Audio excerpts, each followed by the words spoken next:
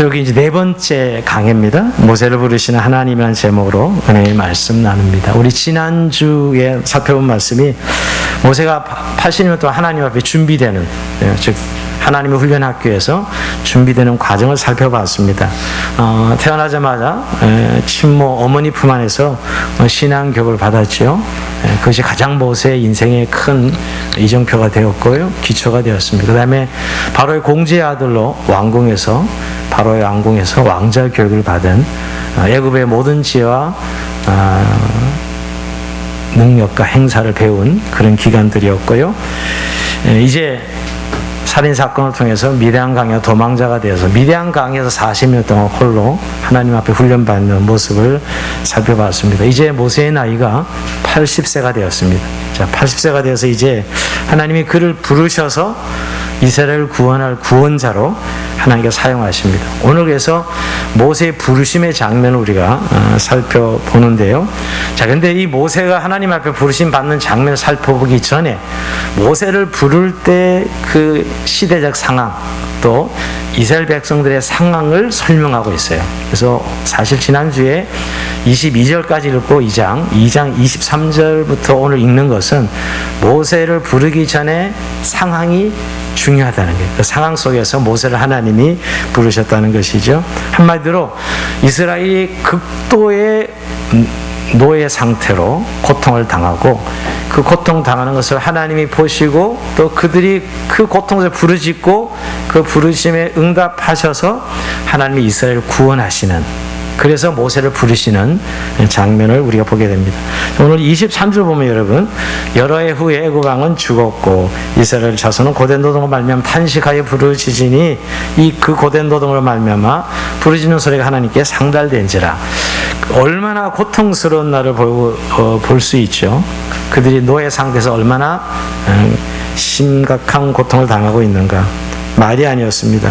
특히 감독관들의 괴롭힘은 극에 도달했고요. 한마디로 고통이 극에 도달했으면 더 이상 못 견뎌, 이제 못 살겠다, 이런 상황이죠. 근데 여러분, 여기서 우리가 한 가지 살펴보고 싶은 것은 하나님이 이스라엘의 고통을 보시고 또 그들이 고통스러워서 막 부르짖는 기도를 들으셨다고 오늘 성경이 이야기하고 있어요. 여러분, 우리가 이 그리스도인에 대해서 고난의 신학에 대해서 다 우리가 이제 좀 성숙해져야 되는데요. 하나님께서 이스라엘 백성들의 고통을 보시고 했습니다. 3장 7절에 보면 여호와께서 이르시되 내가 애굽에 있는 내 백성의 고통을 분명히 보고 그랬습니다. 분명히 보고 또 그 근심을 알고 이렇게 표현하고 있습니다. 여러분, 우리가 하나님 백성들이 이 세상 살아가면서 고통을 당하고 고난을 받지 않습니까? 그때 하나님이 함께 하고 계시는 상황이라는 것을 꼭 기억해야 돼요. 이들이 이토록 고통을 받았을 때 하나님이 그들의 고통을 보시고 또 그 근심을 알았다고 성경이 얘기합니다. 하나님 자기 백성들의 고난을 모르시는 분이 아니라는 거예요. 이렇게 극심한 고통을 당하고 있는 이스라엘 백성들의 고통을 알고 계시고 보고 계셨다. 사실 고난이 정말 힘든 것은 여러분, 그 고통 자체도 물론 고통스럽지만 그보다 더 고통스러운 아무도 모르고 나만 당하는 고통이야. 이게 제일 큰 고난입니다. 여러분, 사실 고난을 좀 나눌 수만 있으면 별로 그렇게 큰 고난이 아닙니다. 아무리 상황은 어려워도 그걸 나눌 수 있다면. 근데 대부분 진짜 고난은 나누지 못하는 거예요. 다른 사람 모르고 가족도 모르고 남편도 모르고 나만 안고 있는 고난이다. 이것처럼 힘든 게 없습니다. 네, 제가 왜 이 말씀드리냐면 하나님의 백성들이 이 세상에 살면서 고난 당할 때 하나님이 그 고통을 알고 계시고 사실 그 고난의 현장에 함께 계시다는 거예요. 여기에 참 위로가 있고요. 근데 우리는 사실은 고난이 없어져야 하나님 함께 하신다고 믿잖아요. 우리가 고난에 대한 태도가 정말 잘못된 게 뭐냐면 이 고난이 없어지면 하나님 함께 하시는 것이고 고난이 있을 때는 하나님 나 함께 하시는 것 같지 않아. 그래서 여기서 원망이 생기고 불평이 생겨서 하나님과 관계가 틀어지는 분들을 종종 보게 됩니다. 여러분, 하나님은 우리의 고통의 상황에 함께 하시는 분이고 또 그 고통스러울 때 우리가 부르짖게 되죠. 이들처럼 그 고통의 소리를 들으시는 하나님이시다라는 것이에요. 오늘 근데 여러분, 하나님께서 그들의 부르심을 들으시고 이제 액션에 들어갑니다. 행동에 돌입하시는데 즉 가만히 계시는 분이 아니라는 거예요. 우선 먼저 그들과 맺은 언약을 기억하신다 그래요. 자, 24절 보면 하나님이 그들의 고통을 들으시고 하나님이 아브라함과 이삭과 야곱의 하나님에게 세운 그의 언약을 기억하사 그랬습니다. 자, 먼저 언약을 기억하신다 그랬어요. 근데 이 말씀 자꾸 오해하기 쉬운데 여러분, 그 백성들이 막 부르짖으니까 그 부르짖는 소리가 커지니까 그때서야 옛날의 언약이 기억나서서 하나님께서 개입하시는 것, 이런 의미가 아닙니다. 사실은 이미 하나님이 그들과 맺은 언약을 왜 모르셨어요? 근데 왜 기억하사라고 이야기하고 있느냐는 것이죠. 근데 오늘 그들의 부르짖음이 달라졌어요. 이스라엘 백성들이 부르짖음이 달라진 것입니다. 옛날의 부르짖음은 그냥 너무 힘들어서 고통스러운 난 부르짖음이었습니다. 그래서 그들은 이 고생만 없어진다면 굳이 애굽을 떠날 이유는 없었습니다.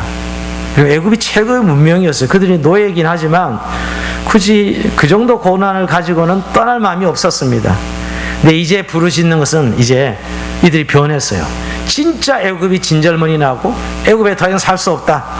이제 하나님 말씀하시면 말씀에 귀를 기울이고 우리도 떠나야 되겠다. 이제 마음이 겸손해진 거예요. 마음이 낮아진 것입니다. 그래서 하나님께서는 그 언약을 이제 실천하실 때가 되었다, 이렇게 보시는 것이죠. 왜? 이스라엘이 그 고난 때문에 겸손해진 것입니다. 여러분, 이스라엘 백성들 광야 40년 아시죠? 정말 목이 곧고 간악한 백성들, 완고한 백성들입니다. 사실 이들이 사실은 쉽지 않은 백성들이에요. 하나님 백성이긴 하지만. 근데 이제 이들이 고난이 너무 커서 부르짖는 것 들으니 이제 하나님 말씀에 반응을 보일 때가 되었다고 생각하신 것이죠. 그동안 하나님의 긴 침묵은 이스라엘의 고집 때문입니다. 사실 그들이 좀 더 하나님 앞에 겸비했더라면 그 고난의 기간은 좀 짧아질 수 있었을 것이에요. 그러나 결국 이들이 노예 생활을 할 정도로 그만큼 하나님 앞에 완고하고 목이 곧은 백성이었다는 것이죠. 여러분, 그런 의미로 아브라함과 이삭과 야곱에게 맺은 언약을 기억했다는 말은 그 언약이 없었더라면 이들은 구원받을 자격은 없어요. 굉장히 중요한 오늘 은혜 언약을 좀 우리가 생각해 봐야 돼요. 하나님 언약을 기억했다는 말은 사실 그들이 언약이 아니면 구원받을 만한 아무런 근거도 없는 그런 하나님 앞에 뭔가 보일 만한 것이 없는 그런 백성들이죠. 여러분, 조상들과 언약을 맺을 때도 그렇고 하나님이 행동을 취하시는 이유가 사실 그들 때문이 아니라 하나님의 언약 때문이라는 거예요. 즉 은혜 때문에 하나님이 움직이신다는 것입니다. 사실 저는 이걸 개인적으로 좀 보면 우리가 하나님의 앞에서 구원받을 때 생각해보면 은혜가 아니었다면 우리는 구원받을 수 없는 자들이에요. 그 은혜란 말은 뭔가 받을 만한 근거가 없는데 사실 받는 것이 은혜잖아요. 그게 은혜입니다, 여러분. 우리는 죄인들, 하나님을 떠난 죄인들이었어요. 그런데도 우리가 하나님의 이 구원의 은혜에 동참한 것은 하나님의 열심이죠. 하나님 편에서 우리를 건지신 것이에요. 그런데 우리가 이스라엘 백성들을 보면 하나님의 은혜인데 이들에게 고난과 압제가 가해졌을 때 그들의 마음이 낮아지고 하나님 말씀에 귀 기울이는 태도를 봐요. 이게 하나님 열심이라는 거예요. 그 고난을 통하여 이스라엘을 사실은 마음을 낮추시고 구원받도록 이끌어 주시는 것이죠. 여러분, 저와 여러분이 아무 어려움도 없는데 주님 앞에 나와서 신앙생활 잘하는 분들 글쎄요, 있긴 하지만 대부분 그렇지 않습니다. 사실은 별로 없습니다, 그런 분들. 사실 우리의 수많은 고난과 또 질병과 어려움들이 하나님 말씀에 귀를 기울이게 하고 겸손하게 하지요. 그래서 우리가 그 귀를 기울이고 겸손하게 되었는 그 상황에 그들을 구원하시는 하나님을 보게 됩니다. 참, 그래서 우리는 참 은혜의 사람들이에요. 요즘 코로나 때문에 많이 힘들어 하시는데 정말 힘들다면 오늘 이들처럼 우리가 부르짖어야 되는 그것이 은혜거든요. 그 부르짖는다는 주님 말씀에 귀를 기울이고 때가 된 거예요. 겸손해진 것이죠. 그럴 때 하나님의 구원이 임하는 장면입니다. 그래서 늘 우리가 제일 어려운 것이 신앙생활하면서 이 하나님 은혜에 벗어나지 않도록 우리 잡아 묶어야 돼요. 늘 우리는 우리 마음대로 우리 생각대로 살아가려고 하는 은혜를 떠나는 거예요, 사실은요. 근데 결국 하나님 뭐예요? 압제를 주고 고난을 줘서 다시 은혜로 우리가 돌이키도록 하나님 말씀에 귀를 기울이도록 그렇게 하시는 것이지요. 그런 의미에서 여러분, 오늘 모세 이 부름 받은 때가 이스라엘 백성들이 큰 고통으로 인하여 이제 어느 정도 말씀을 받아들일 때가 되어진 것이죠. 그래서 이들이 부르짖음이 크게 도달했다는 거예요. 정말 우리가 그 성도가 고난을 받으며 이 부르짖음이 있는 거예요. 정말 코로나19 어렵습니까? 그렇다면 우리는 정말 하나님 앞에 부르짖을 거예요. 왜 아닌 경우도 많은 것 같아요? 뭐 그거는 결국 은혜 안에 있지 않다는 증거를 보여주고 있는, 고난이 오는데 우리 부르짖음이 하나님 앞에 상달되지 않는 것은 우리가 지금 은혜 안에 있지 않고 은혜 밖에 있다는 거예요. 굉장히 무서운 거예요, 사실은요. 하나님이 우리 자기 백성들을 은혜 베푸시고 구원하는 고리를 우리가 좀 살펴봐야 된다는 것이죠. 그래서 우린 처음에 고난을 없애달라는 기도를 드리지만 사실은 그게 아니고 하나님과 언약 관계가 회복되고 정말 죄의 사슬을 끊어버리고 온 마음을 다해 하나님을 섬기고 하나님의 뜻대로 살 수 있게 되는 그런 부르짖음으로 가게 되는 것이죠. 그게 하나님의 백성의 회복이고 영광스러움입니다. 우리는 사실 고난에 묶여서 어쩔 때는 우리 자신을 잘 보지 못하거든요. 근데 이럴 때 하나님의 은혜의 풍성함을 다시 한번 깨닫게 되는 거죠. 그러니까 단순히 어렵다는 것은 하나님이 없는 것이고 잘못된 것이고 이런 우리의 본성을 빨리 깨버려야 된다는 거예요. 그야말로 이렇게 극심한 고난 속에 부르짖음이 있을 때 하나님의 구원이 임하고 그들이 하나님의 은혜를 회복하는 시간이 된다는 것이에요. 그때 오늘 하나님이 모세를 부르셔서 이스라엘을 구원하십니다. 자, 이제 본론에 들어갑니다. 자, 모세를 부르는 장면을 우리가 보면 드디어 이제 모세가 40세에 자기 동족을 일어났지만 살인자가 되어서 오히려 그것이 발각되고 미디안 강으로 도망치게 됩니다. 자, 미디안 강에서 그는 40년 야인 생활을 하고 있습니다. 네, 야인 생활이긴 하지만 정말 성실하게 일상을 살아가고 있어요. 그 이도의 딸 십보라와 결혼했고 아들을 낳고 그 집에서 양을 칩니다. 근데 양을 치다가 어느 날 모세가 양떼를 이끌고 하나님의 산 호렙에 이르게 됩니다. 이 호렙산은 신의 산입니다. 모세가 율법을 받는 산이 호렙산이 신의 산이죠. 근데 모세가 평상시에 여기 양을 먹이던 곳은 아니에요. 멀리 나온 것입니다. 평상시에 양을 먹이는 곳은 아니에요. 알 수 없는 이끌림의 양떼를 몰고 호렙산까지 온 것이죠. 근데 호렙산에 와서 이상한 광경을 목격합니다. 그것은 떨기나무에 불이 붙은 것을 봐요. 자, 3절에 보니까 여러분, 여호와의사가 떨기나무 가운데로부터 나오는 불꽃 안에서 그에게 나타나시니라. 그가 보니 떨기나무에 불이 붙었으나 그 떨기나무가 사라지지 아니한지라. 그 불을 보고 그냥 지나갈 수가 없었습니다. 왜냐하면 정말 이상한 불이었어요. 사막의 떨기나무는 일반적이에요. 여러분, 떨기나무 아직 덤불로 이루어진 뭐 그냥 불 태우면 훅 타고 없어지는 그게 떨기나무예요. 사막이 아주 흔한 떨기나무인데 문제는 불이 계속 붙어 있는 거예요. 꺼지지 않는 것이에요. 자, 오늘 이 떨기나무 불꽃 가운데에서 하나님께서 모세에게 나타나셨어요. 이거는 모세를 부르신 하나님의 사인의 의미로 불붙은 떨기나무를 보여주신 것입니다. 신학자들은 여러분 대체로 이 떨기나무를 이스라엘 백성들로 상징한다고 봅니다. 이스라엘 백성들의 이 떨기나무가 한마디로 떨기나무는 볼품 없거든요. 전혀 존재감 없는 그런 나무입니다. 근데 그 나무에 불까지 붙어서 후루룩 타서 없어져야 되는데 여러분, 그래도 불이 붙으면 좀 건져야 되니까 뭐 무화과 나무나 포도나무나 뭐 이런 것들은 불 붙으면 아깝지요. 열매가 있으니까. 뭐 떨기나무 불 붙어 타면 없으면 그만인 거예요. 없어지면 그만인 거예요. 이게 지금 이스라엘의 모습이에요. 지금 고통당하고 있는 바로의 앞전에 고통하는 이스라엘의 모습인 것입니다. 근데 중요한 거는 없어지지 않네. 그 벌푸는 무화과나무 불이 붙었는데 불이 꺼지고 없어져야 되는데 사라져야 되는데 타고 없어져야 되는데 없어지지 아니하는 것이에요. 여러분, 이게 바로 이스라엘의 모습이죠. 이스라엘이 지금 고통받고 있지만 없어지지 않고 있어요. 왜 그러시오? 하나님께서 이스라엘과 함께 하시기 때문이죠. 바로 앞자에도 이스라엘의 고통스러움은 없어지진 않아요. 정말 어떻게 보면 불같은 시험 가운데 거하고 있는데 하나님 그때 함께 하시는 것이죠. 그게 떨기나무 불붙은 모습이에요. 그게 상징입니다. 여러분, 우리가 아무리 고난이 극심하고 어려움이 와도 하나님 백성은 없어지지 않는다는 거예요. 교회는 사라지지 않습니다. 저는 코로나19에 많은 분들이 한국교회 변화를 이야기합니다. 부정적인 이야기들이죠. 근데 저는 절대 부정적으로 보지 않습니다. 오히려 더 아름다운 모습으로 정말 알곡들이 더 단단하고 순결해지겠죠.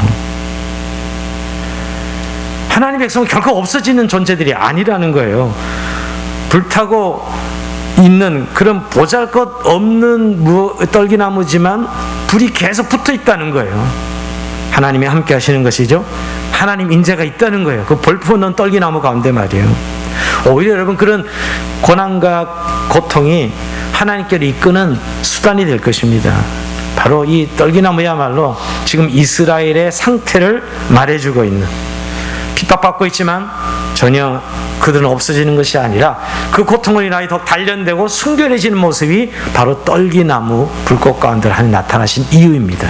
자, 그리고 나서 이제 하나님께서 모세의 이름을 직접 부르십니다. 4절에 보니까 여러분, 여호와께서 그가 보려고 그렇게 오는 것을 보신지라 하나님 떨기나무 가운데 그를 불러 이르되 모세야 모세야 하시니 그가 이르되 내가 여기 있나이다. 자, 하나님께서 모세를 부르시는 음성을 직접 듣게 되죠. 모세야, 그것도 2번이나 모세야 하고 부르십니다. 도저히 잘못 들을 수 없는 이름이죠.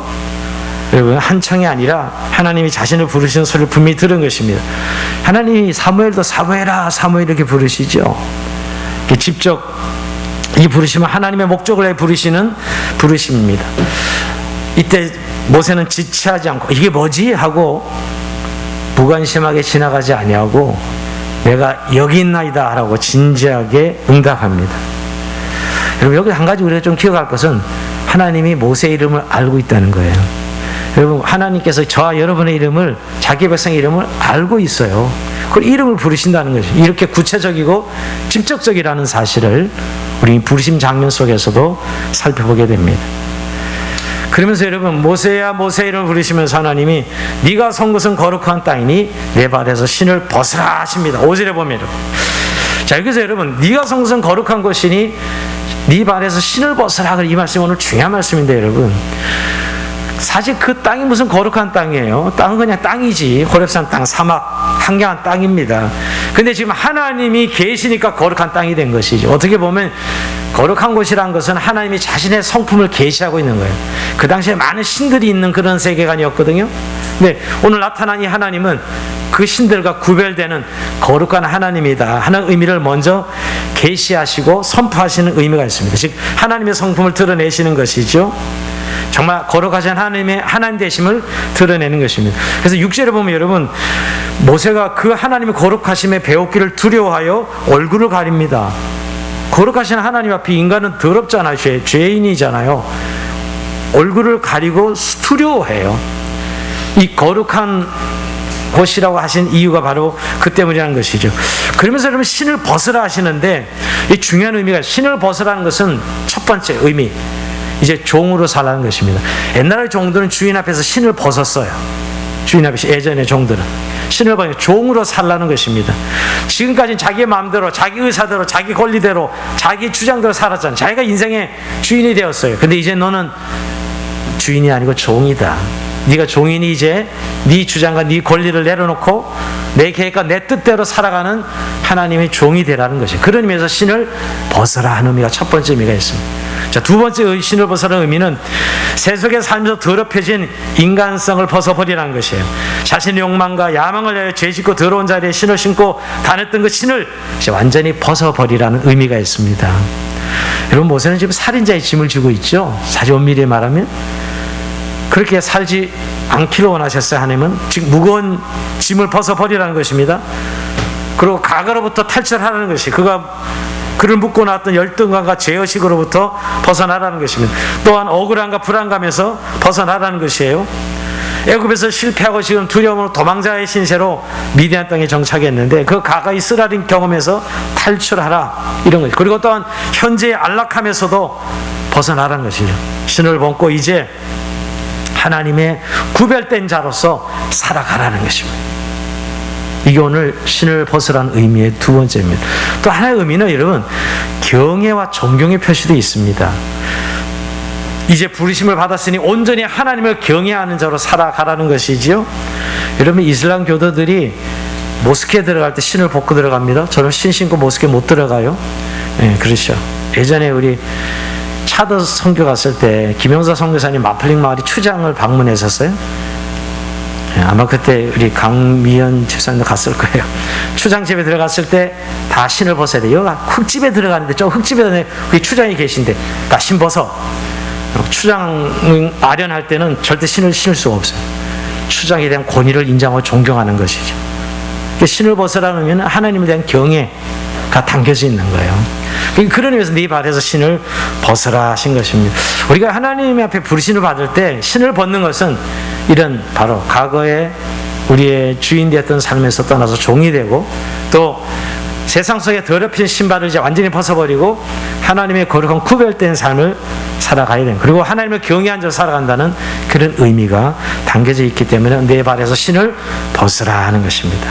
그리고 나서 이제 모세에게 이제 목적을 알립니다. 내가 너를 부르는 목적을 말씀하시는데 목적을 말씀하시기 전에 먼저 자신의 그 하나님 자신을 계시해요. 6절에 보니까 또 이르시되 나는 내 조상의 하나님이니 아브라함의 하나님, 이삭의 하나님, 야곱의 하나님이라. 자, 왜 이렇게 하나님이 아브라함과 이삭과 야곱의 하나님을 소개할까요? 지금 모세를 부르는 목적이 그 아브라함과 맺었던 족장들 언약을 맺었던 걸 성취하는 의미에서 모세를 부르는 거거든요. 이게 굉장히 중요한 것이에요, 여러분. 그러니까 지금 그들에게 약속한 언약을 지금 성취하는 의미로 모세를 부르고 있어요. 이제 모세를 통하여 족장들에게 약속한 하나님 나라의 공동체의 출현을 이제 이 성취하는 것을 말씀하고 있는 것입니다. 10절 봅니다. 부르신 목적이 분명하죠. 이제 내가 너를 바로에게 보내어 너에게 내 백성 이스라엘 자손을 애굽에서 인도하여 내게 하리라. 너를 바로에게 보내서 이스라엘 백성들을 구원할 구원자로 내가 너를 쓰겠다 이렇게 말씀하고 있는 것이죠. 여러분 참 저는 이 하나님께서 모세를 왜 부르시는가 하면 너를 애굽에서 이스라엘을 구원할 구원자로 부르신다는 것을 분명하게 말씀하고 있습니다. 사실 모세는 40세에 고통받는 자기 민족을 도와주려고 애굽인을 사로했어요. 애굽인을 살해했지요, 감독관을. 근데 그것은 실패로 끝이 났어요. 그리고 도망자 신세가 되었고 그로 말미암아 모든 걸 잃어버렸습니다. 돈도 명예도 권력도 다 잃어버렸어요. 애굽에서 도망난 지 40년의 세월이 흘렀어요. 참으로 긴 세월이 흘렀습니다. 한마디로 잊혀진 사람이에요. 다 끝난 인생의 사실은. 그런데 하나님은 끝나지 않았어요. 우리가 이런 하나님의 구원의 역사를 잘 살펴봐요. 우리는 우리의 계획이 실패로 끝나거나 안 되면 끝이 났다고 생각하죠. 하나님의 끝이 아닙니다. 우리가 그게 너무 낭망하고 낙심해 있지 말아야 돼요. 오히려 우리의 계획이 실패될 때 우리가 끝이라고 생각할 때 하나님 일하시는 시간에 모세가 이때 꿈이나 꿨겠어요, 여러분? 40년 야인으로 그냥 살아가고 있었는데 어느 날 하나님이 나타나서 내가 이스라엘 구원자로 너를 사용하겠다라고 부르시는 것입니다. 여러분 실패하다고 끝난 게 아닙니다. 또 우리가 끝났다고 끝나는 것이 아니라 오히려 이것은 하나님의 때가 되죠. 하나님이 일하시는 시간이 됩니다. 자, 그러고 보면 여러분 오늘 모세를 부르시는 장면을 통해서 우리가 깨닫는 것은 하나님께서 우리 인생들을 부르실 때 갑자기 부르시는 것이 아니에요.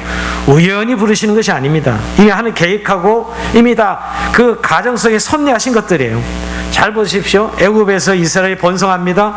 그에 따른 새양조가 탄압하죠. 이게 우연이 아닙니다. 하나님 준비하는 것이죠. 순수한 레이를 통해서 태어난 모세를 생각해 보세요. 또 죽을 수밖에 없는 상에서 모세가 건짐을 받고 애굽 왕실에서 최고의 교육을 받고 성장하고 또 살인 사건으로 미디안 강요로 도피되고 또 호렙산에 지금 이르는 것 모두가 결국 이스라엘 구원을 위한 하나님의 섭리의 과정이에요. 그 사건으로 그때 인간들이 참 어려운 것 것일패와 여러 가지 일들인데 하나의 쭉 연장을 해보면 결국 이스라엘을 구원하기 위해서 모세를 부르시는 과정이었다라는 것을 알게 됩니다. 여러분 지금도 하나님은 자기 백성을 부르셔서 이렇게 하나님 나라에 동참시키시고 자기 뜻에 따라 일을 하시는 하나님이시는 사실입니다. 즉 인생을 사용하시는 하나님이시요 하나님 부르시면 분명한 목적이 있습니다. 우리는 좀 성경의 이런 이야기와 나의 어떤 삶의 부르심을 이해하는 이해가 좀 갭이 크다는 것을 오늘 느낍니다. 저는 오늘 이 문제를 좀 마지막으로 다뤄보려고 해요. 우리가 흔히 부르심 이름 소명 그러잖아요. 부르심은 두 가지 부르심이에요. 꼭 기억해야 돼요. 첫 번째는 구원의 부르심이죠. 즉 죄에서 부르시고 우리를 구원하신 부르심. 이걸 내적 부르심이라 그래요. 내적 부르심. 그리고 또 한 가지 뭐예요? 여기서 끝나면 안 되죠. 사역으로의 부르심이 있습니다. 자, 구원으로의 부르심이 있다면 사역으로의 부르심이, 사역의 부르심은 외적 부르심이라 그래요. 그래서 우리의 부르심은 반드시 이중적이에요. 어느 하나가 있을 수 없어. 이 구원으로의 부르심과 사역의 부르심은 하나의 짝이에요. 이중적이라는 것이에요. 여러분, 제가 자주 말씀드리고, 우리가 하나님께서 이 세상에 우리를 불러내셔서 건져내 구원하셨어요. 여기서 끝입니까? 아니요, 세상에 다시 보냅니다. 이 두 가지 부르심이 하나의 짝인데, 첫 번째 구원의 부르심은 다 오케이 합니다. 그런데 이 사역으로의 부르심은 목사나 선교사나 특별한 사람들로 생각하는 분들이 의외로 많아요. 구원받고 천국 가면 되지. 이건 구원의 부르심을 인정하면서 사역의 부르심을 인정하지 않는 거예요. 즉 세상에 건져낸 것을 인정하면서 다시 세상에 우리를 보내시는 것을 인정하지 않으니까 구원은 받아놓고 자기 엉망, 자기 뜻대로 자기 생각대로 사는 거예요. 그건 구원이 아닙니다. 사실 엄밀히 말하면. 그래서 우리가 다시 한번 실제 오늘 이 모세의 부르심을 보면서 우리는 이 부르심을, 나의 부르심을 인식하고 있느냐는 거예요.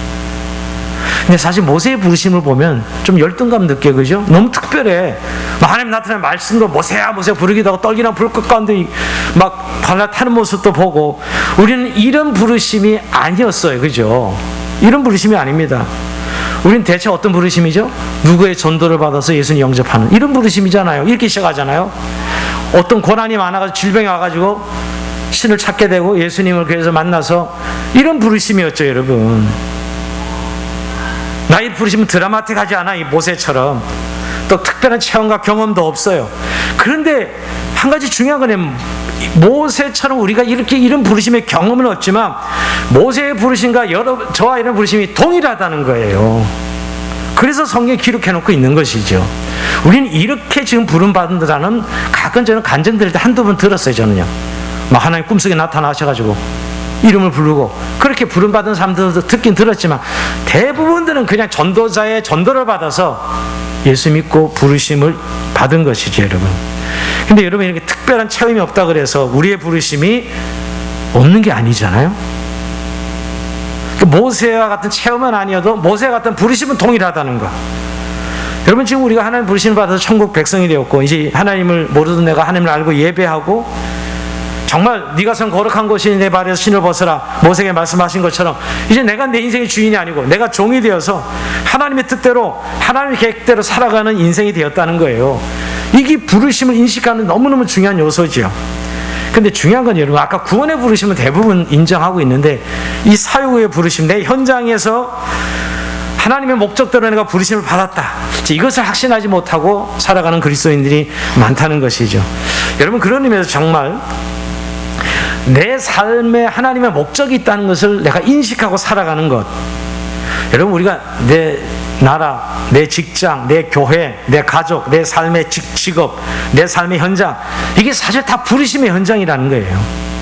우리에게 직분을 주셔서 하나님 교회를 섬기게 하고 또 내 가정에서 내가 아빠나 남편이나 엄마나 어머니나 자녀들로 살아가는 이 부르심에 내가 살아가고 있는 것이죠. 여러분, 성경의 모든 인물들을 부르실 때 이래 하나님의 목적에 의해서 불렀다는 거예요. 오늘 모세는 말할 것도 없고, 여러분 에레미야 같은 사람 민족이 망하게 할 때 눈물로 호소하는 그 민족의 중보자를 하나님이 사용하시죠. 에스겔 같은 사람 꿈이 없는 백성들에게 계속 꿈을 제시하는 그런 부르심 가운데 살아갑니다. 느헤미야 같은 사람은 성벽이 무너졌던 소식을 재건하기 위한 비전으로 부르심으로 살아갑니다. 여러분, 엘리야 같은 사람은 불신의 암흑 속에 진리 이르는 백성의 진리의 빛을 주기 위해서 부단히 하나님 앞에 쓰임받는 그런 부르심 가운데 그가 살아가는 것을 볼 수 있어요. 여러분, 사사들이 그랬고, 다니엘이 그랬고, 에스더가 그랬고, 모르드게가 그랬고, 여러분 12제자가 그랬고, 성경 모든 인물들이 이 패러다임, 이 부르심의 패러다임이거든요.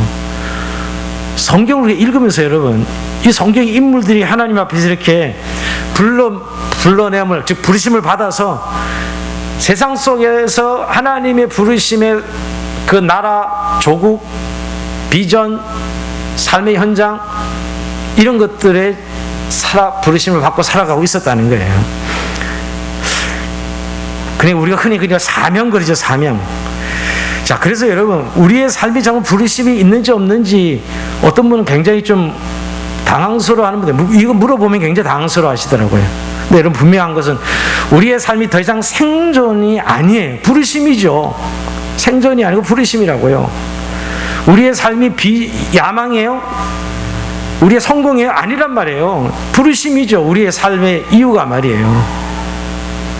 자, 그러면서 우리가 이것은 좀 너무 성경에 인물들은 특별하게 부르심을 경험하고 우리는 좀 그런 특별한 경험이 아니라서 그렇지 않는가 하는 생각을 해보는데요.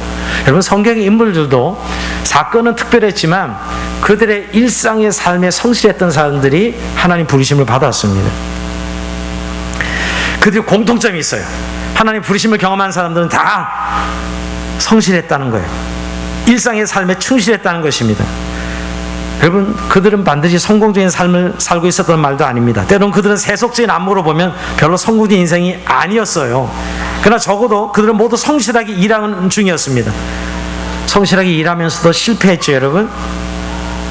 여러분 잘 봐요. 하나님께서 베드로를 부를 때 보세요. 밤새 고기를 잡았어요. 밤새 고기를 잡으면서 수고해서나 고기 한 마리 잡지 못했죠. 근데 성실하게 밤에 고기가 많이 잡히니까 고기 잡는데 그때 나타나서 예수님께서 나를 따르라 하고 그를 부르셔요.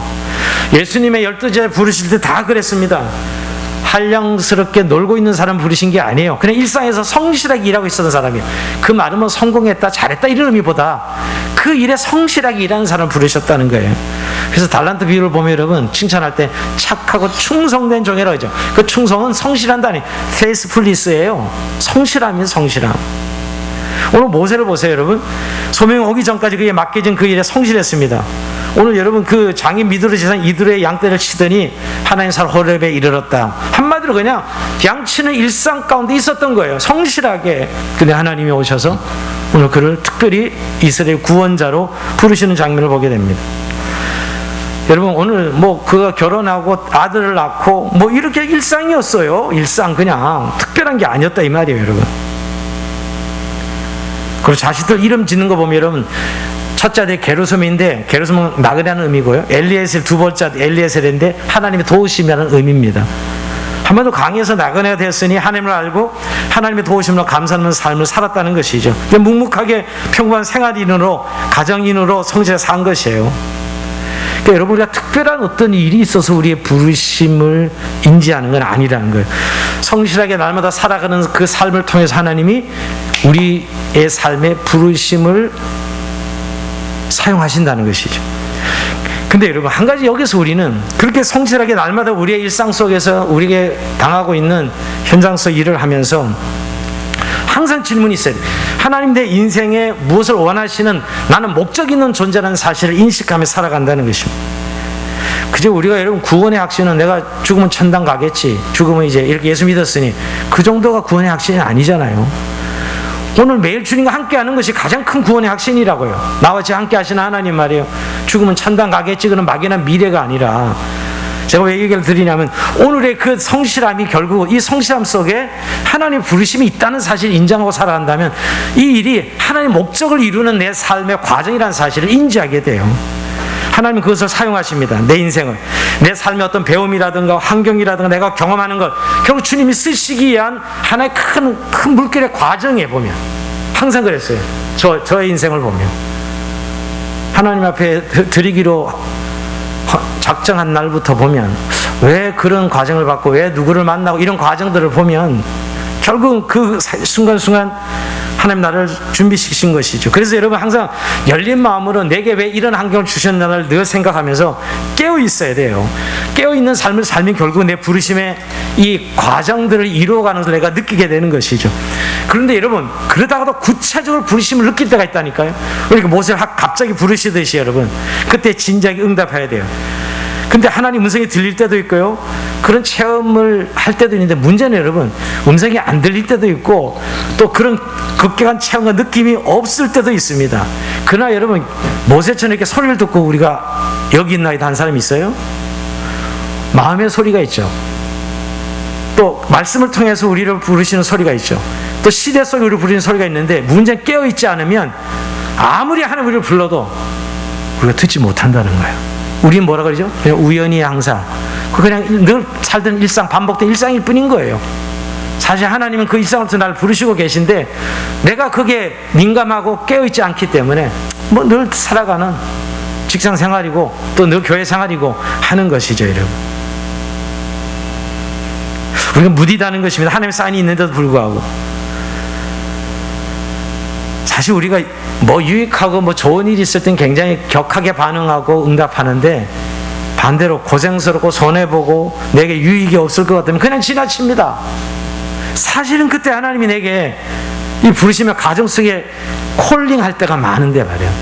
여러분 생각에는 모세한 이렇게 불러서 내가 여기 있는 아이들 같지만 우리도 자주 부르셔요. 사실은 부르시는데 내가 내 삶의 성공에 취해서 어떤 고난에 함몰되어서 내가 내 인생의 어떤 꾸었던 꿈을 이루기 위해서 못 듣는 거예요. 못 듣는 겁니다. 이 부르심을. 아까 두 가지, 성실하게 일상을 살아가는 삶이 부르심의 현장이고요.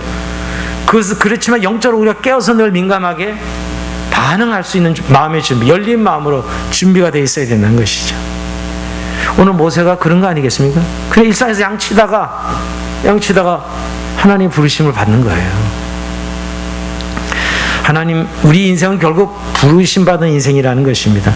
여기에 우리는 응답하면 하나님이 그를 존귀하고 보배롭게 하나님의 목적에 맞게끔 쓰신다는 것이죠. 우리가 구원받은 것, 천국 갈 수 있다는 그 정도에서 우리의 인생을 머물러게 하시는 분이 아니시라는 거.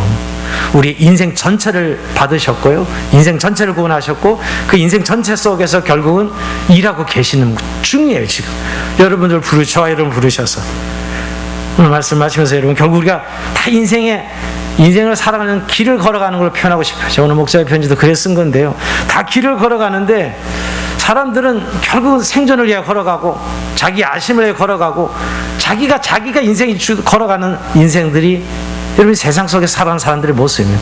여러분, 저와 여러분 주님이 부르신 길이라는 거예요. 주님이 불러서 그 길을 지금 걸어가고 있다는 거, 그것을 여러분 인정하고 확신하시냐는 것이죠.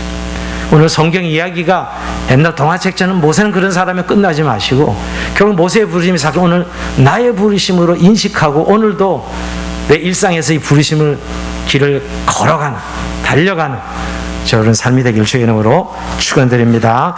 자, 우리 찬송하면서 주님 앞에 기도해 주시는 나갑시다.